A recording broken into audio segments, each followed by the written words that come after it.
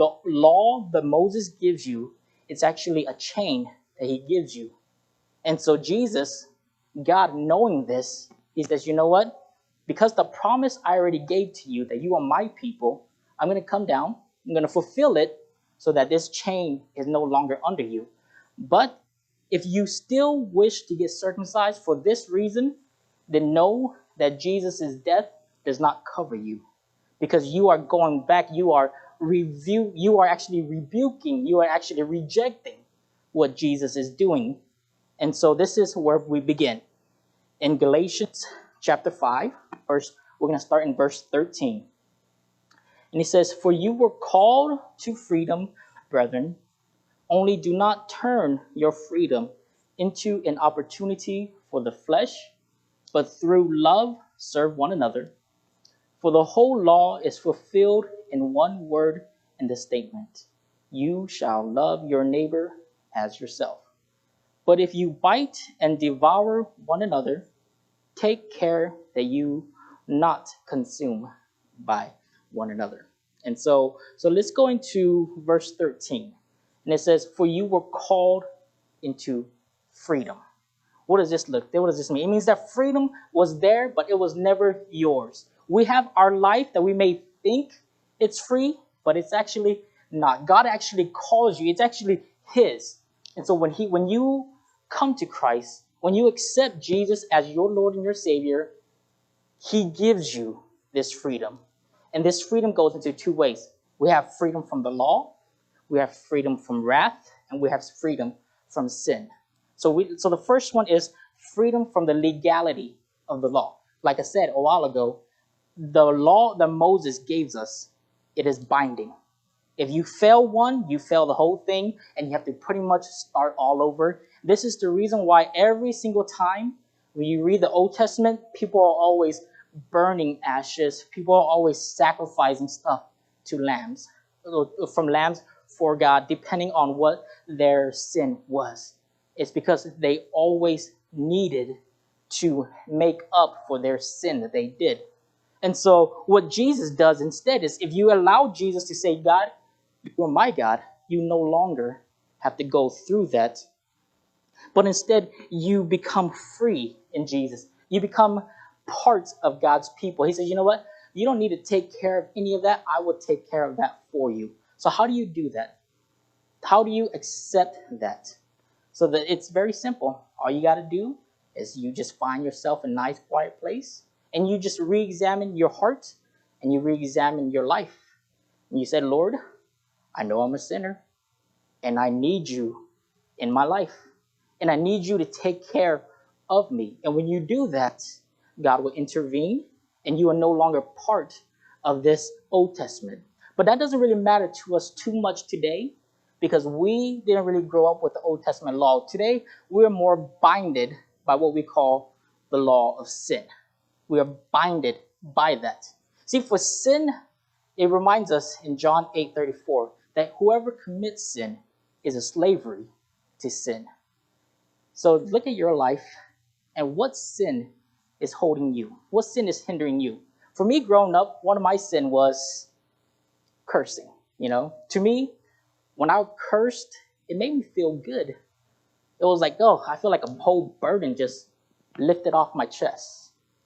And then the more I did it, the more it made me want to do it. And the more I felt freedom, the more I felt so free.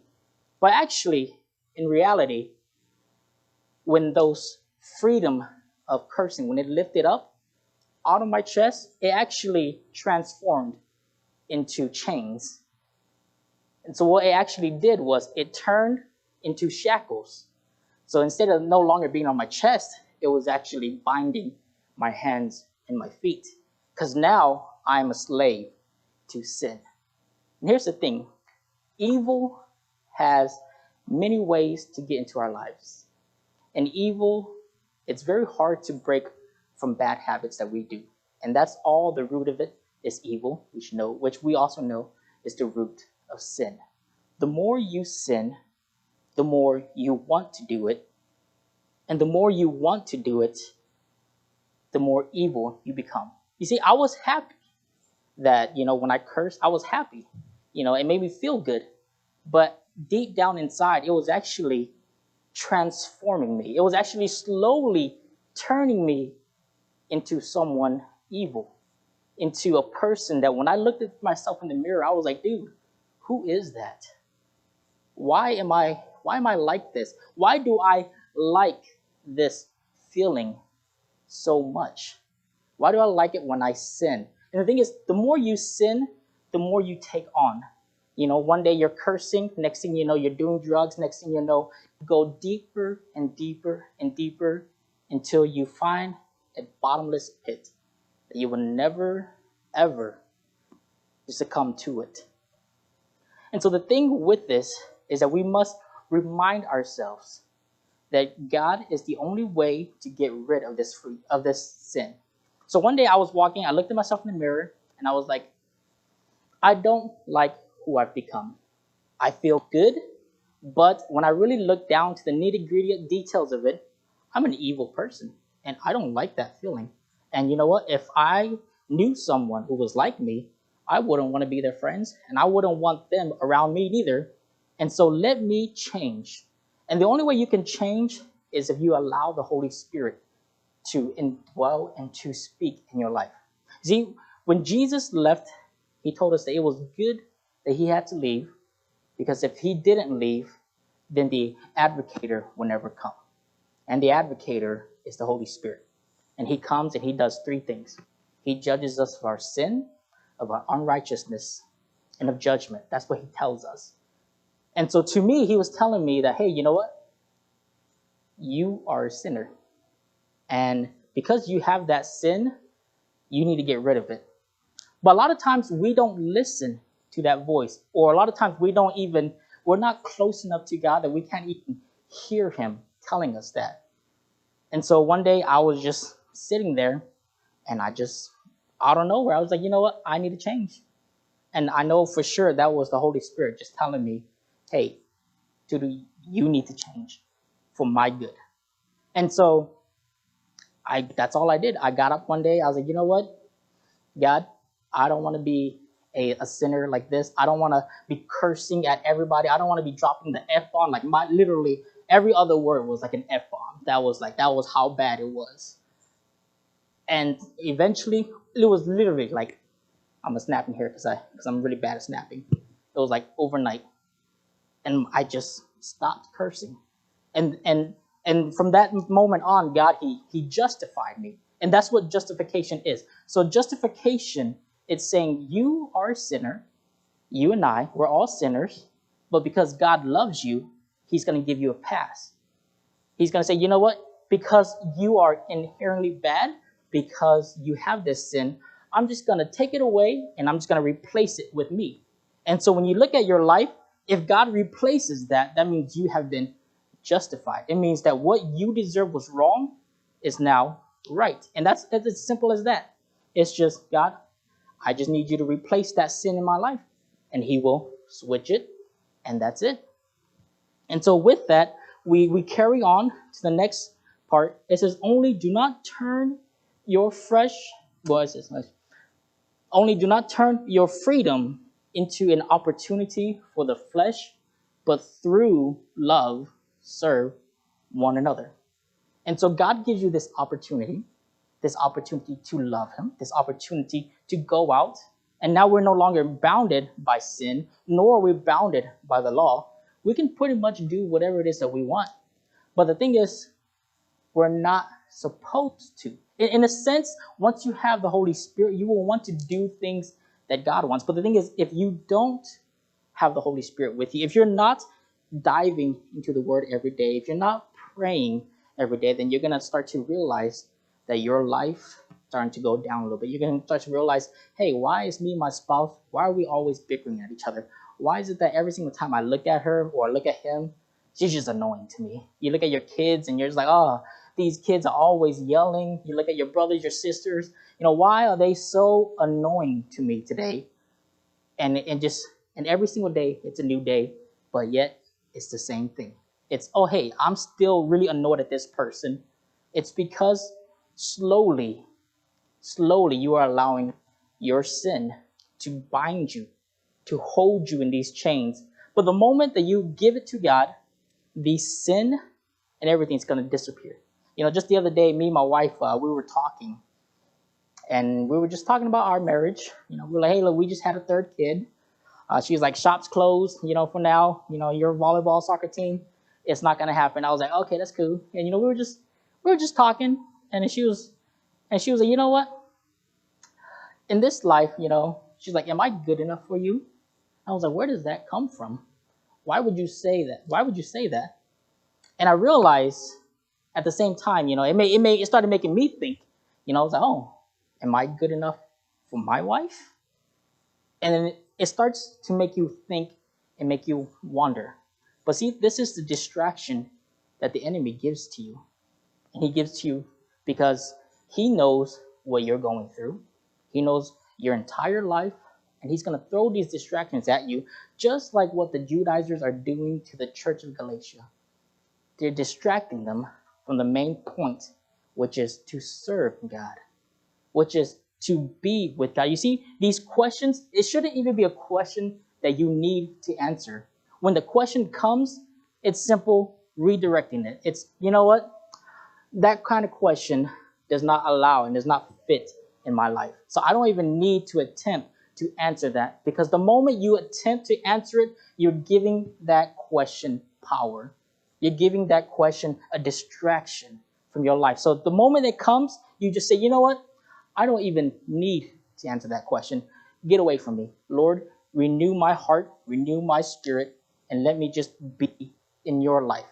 And these are the kinds of things that happens when you are closer to God.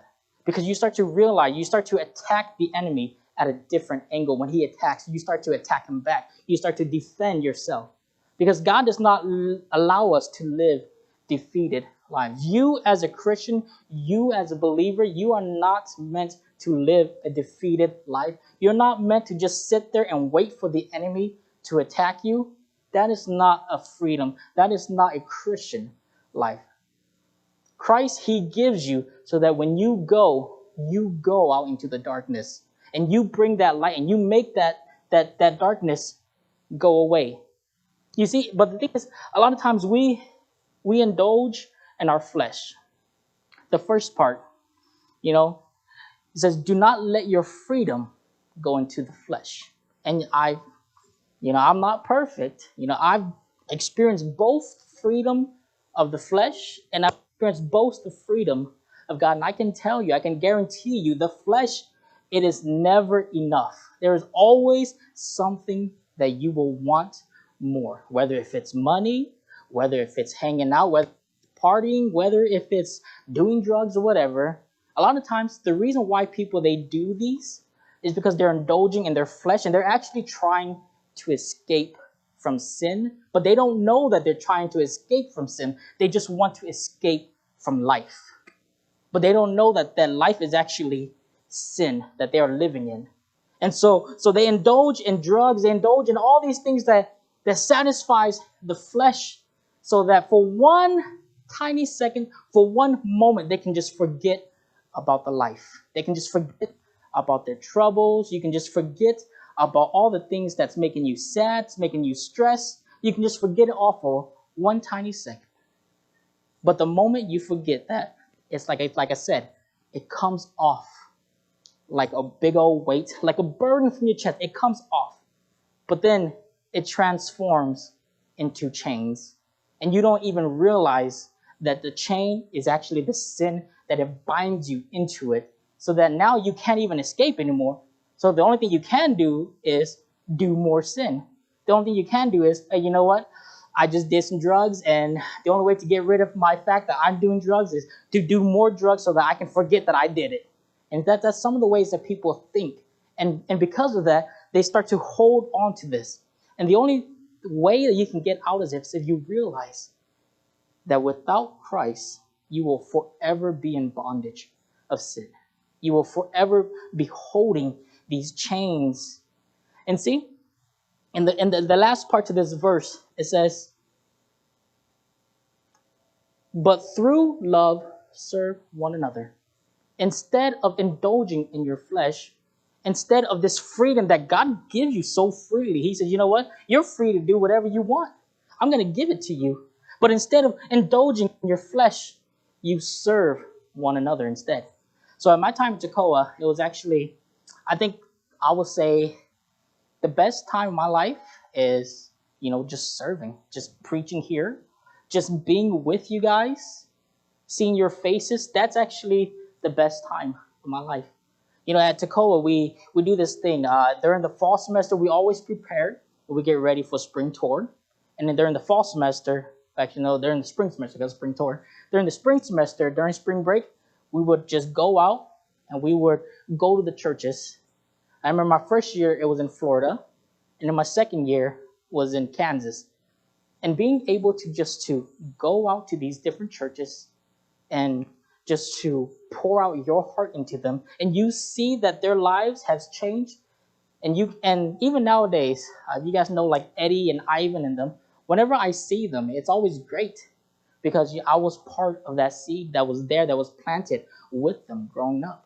I was there giving it to them. Every time I see Ivan, I'm always like, "Hey, Ivan, you still got my shirt that I gave you?" Because when I was there, Ivan, he was having an issue. He was talking about, "Hey, I don't know what to do in life. I'm not too sure." And I'm like, "Hey, Ivan, I don't have all the answers, but I bought this TFC sweater, so you can have it. Maybe it'll help you make your decision." And I don't know if he still has it or not, but I would like to believe that that is the power of the Holy Spirit, just teaching him, just to guide him in going in the right path.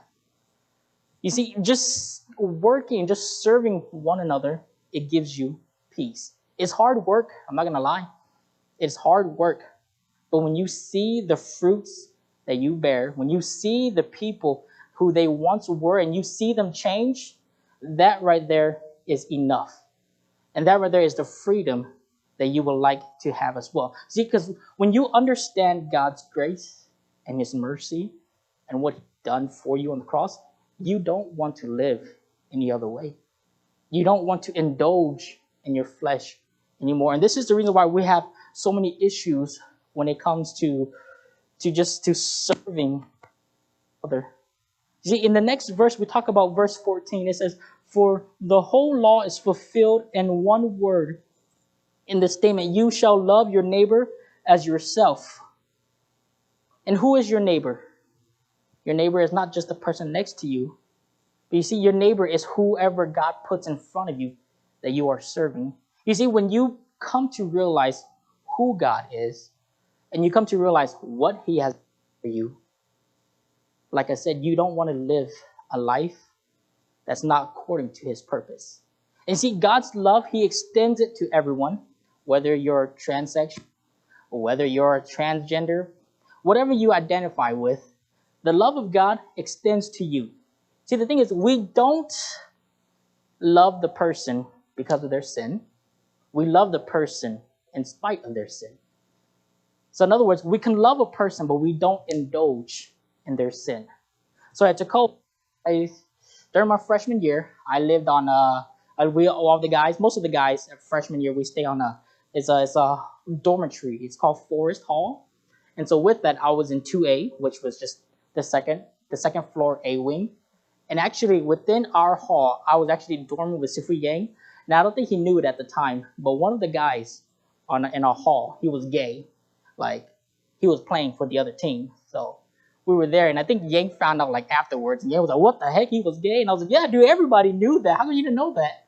He like literally said it. But the thing is, he wasn't like the type of the type of gay guy that you see on TV that was like that's always like this, like really girly. He was just a regular dude, very quiet, but he just played for the other team. And I was like, that's cool. Cool. I mean, it wasn't cool, but I was just like, cool. But the thing is, a lot of people, they made fun of him for that too.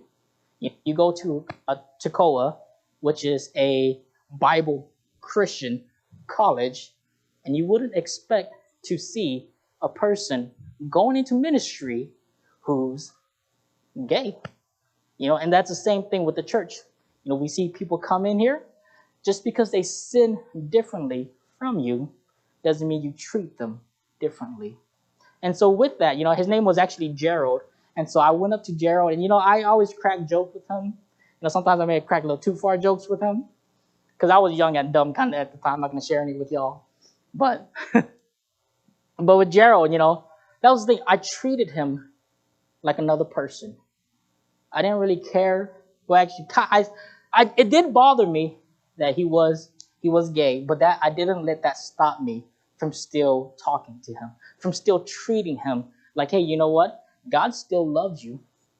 Just because I sin differently than God's grace and His mercy, it still falls onto you. And that's how we tackle today's issues. That's how we tackle today's with kids growing up, not knowing their identity, not knowing who they are, whether they can come out or not. The thing is, we can still love them.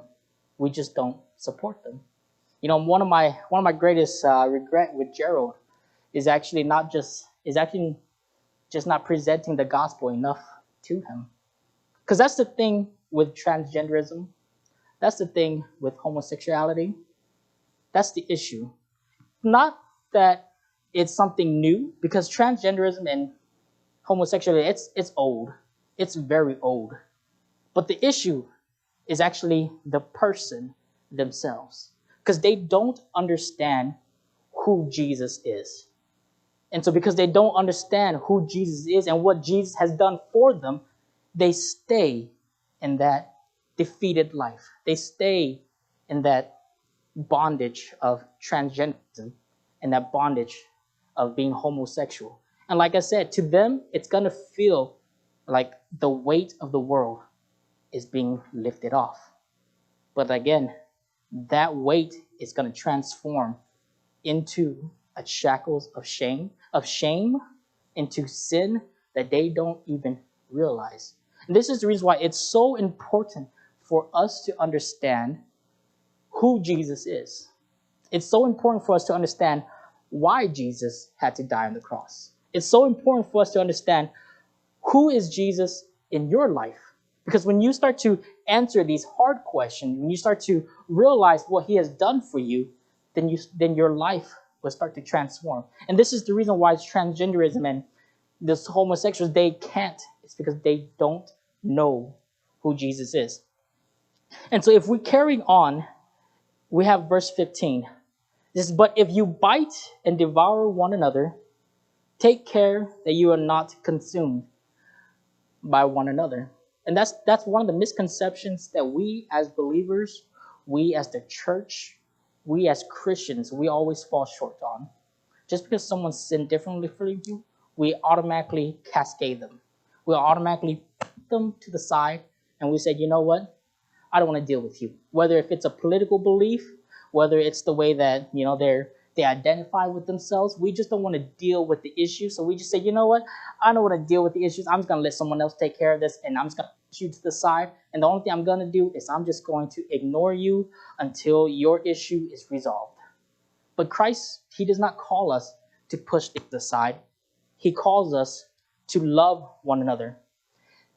And He tells us that if we are the type of people to push sinners and to push homosexuals and transgenderism people out of the way just so that we can make ourselves look good, at the end of the day, all we're actually doing is we're just putting more sin and more chains on us. I know there's actually this pastor that I knew, and he's been preaching for maybe about 30 plus years now. And with him, everything that he does it's very intellectual. He got his pastoral ministry degrees, and then afterwards he got his doctorate, which is the highest form of academic achievement that you can ever get in your field. So he became a doctor, and he used that title to actually put the pressure on his ministry team. And so every single church that he went to, within the next 3 or 4 years, he would resign, and the church would just fall apart. It's because instead of taking ownership for this, he's actually doing what verse 15 says. He's biting and devouring another person. So when the blames comes, when the hard questions comes, he says, you know what? It's because you don't have enough faith to believe, and it's your fault. And eventually, through this, his ministry team, they started to fall apart because he would never wanted to communicate with them. He didn't want to talk with them. And eventually they fell apart. And then the next year or so, he resigned. And actually, I have no idea what he's up to nowadays.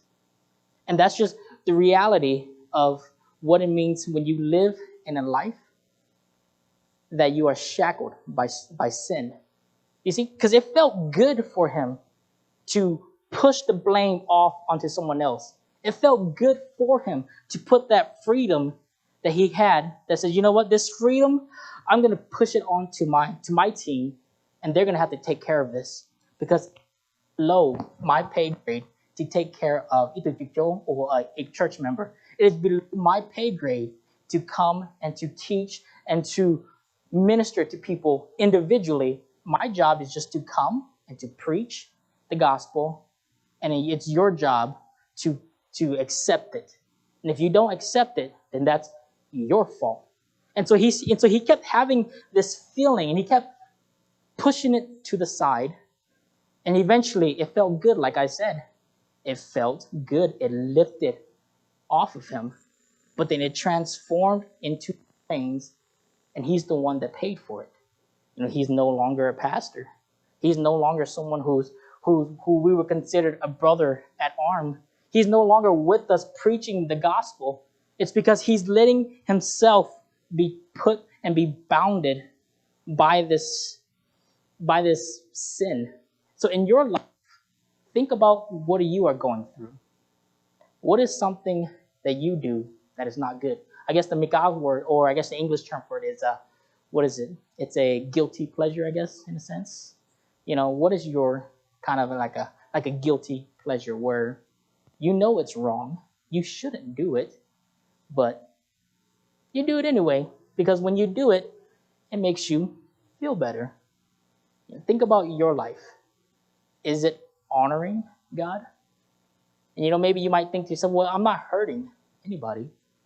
But in reality, you're hurting the most important person in your life, which is yourself. Because one of the things about us and about Christianity is the hardest person to lead is yourself. In leadership, that's one of the things that we are taught. The hardest person to lead is not your neighbor, it's yourself. And if you are falling for this, if you are falling into these types of guilty pleasure, into what you're going through, remember that it is a chain. And the only way to get rid of chains, the only way to get rid of the chain of sin is Jesus. You have to allow Jesus to get rid of that chain for you. Then and only then will you realize that, you know what, I was never actually in a holding cell. You know, the doors were already unlocked, but I'm actually just keeping myself in here. And that's what sin does. It makes you feel like you're in a holding cell with a bunch of other crazy people and the gate's locked. But in reality, the gate's not locked. You can actually step out anytime you want. It's just you are deciding to stay there because it's easier, because you would rather enjoy the flesh. You would rather do something that's more comfortable than it is to allow Christ to take care of your life. And that's the reality of atonement, and that's actually the reality of why Jesus came down, and that's the reality of why the Old Testament is here. It's because Jesus, he takes care of that Old Testament, and he takes care of us. And he says, you know what? Even though I know that truly inside you don't want to follow me, and I know that deep down inside you want to do things that will satisfy your own flesh, that's okay. Because when I died for all of it. And the cool thing is, we're still alive. The cool thing is, now that we've heard the word, we can actually take at arms. We're not living in defeated lives, but we're actually living in what Christ has given us. Because one thing is, we are never a victim to our circumstances. You as a believer, you are never a victim to your circumstances. So in other words, it's saying whether you're going to school, whether you're trying to find a job, whether you're having marriage issues, whether you marry the wrong person, whether you're dating the wrong person or not, you are never a victim of that circumstance because God allows you to step away. God allows you to fix it. If you married a person, God allows you to work together to find what He is, which is the center of marriage, because God is the author of marriage. If you are still dating, God gives you the opportunity to say, you know what, is this relationship, is it honoring God? He gives you that opportunity to leave. When you are in financial issues and you don't know what to do, you just go to God and you allow Him and you say, Lord, I have no idea what I'm doing. I don't know if I'm going to make it for the next week, but God, I trust in you. And never, ever stay too close to the distractions of the problems, because this is what the Judaizers were doing. Because remember, when life comes at our way, life will always come.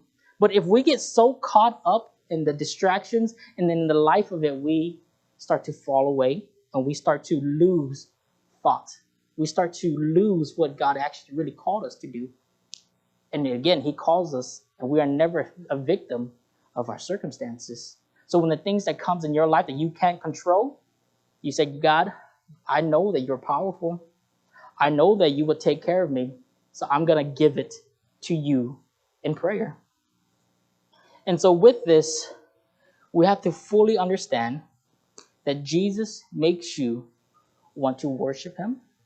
Jesus makes you want to live a life according to Him. And when you are living a life according to Him, you are free. You're free from this sin that we all indulge in. Because I'm not going to lie, I'm a sinner. You're a sinner. We all sin.